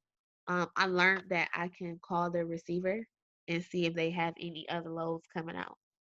And I did that and it almost worked. But I ended up did finding another load. But yeah, if you ever get your driver stuck and you looking like and try to do it ahead of time, like the day before, like you sending him to California, but as of right now, you really don't have a load plan to come out, or you're sending them to this and this or that area, and it's kind of a dead area. You really don't have anything um, set in stone for backhaul or something.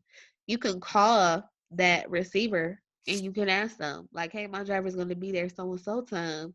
Can y'all just throw something back on his truck after y'all offload him? And sometimes they'll be like, yeah, sure.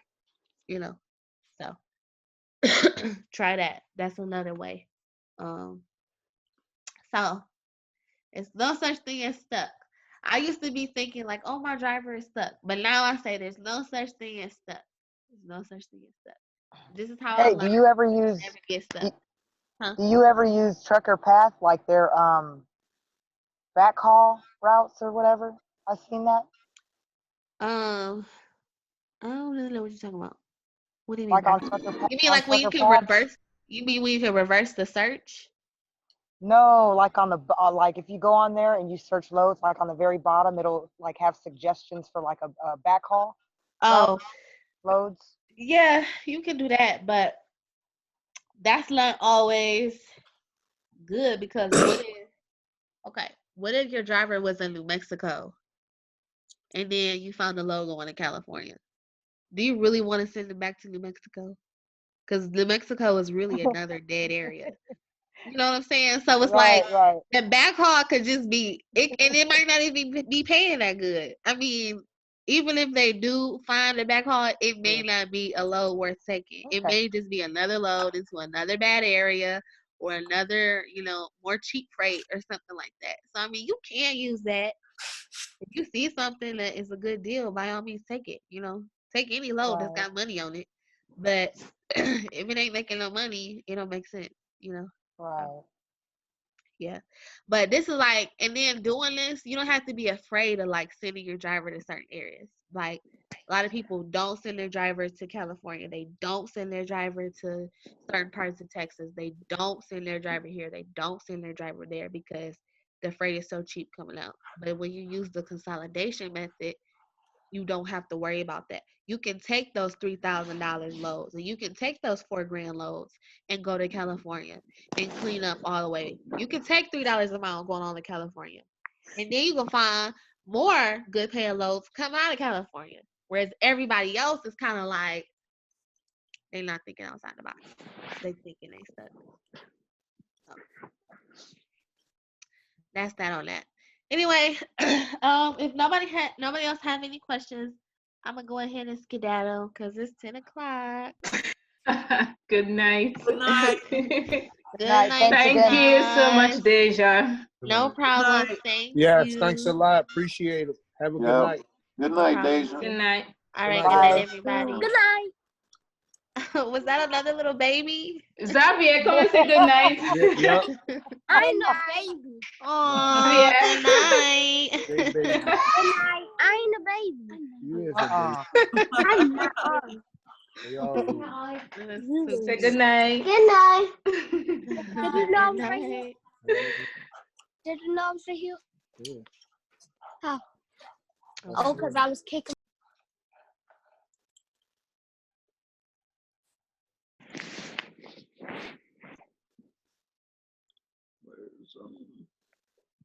All right.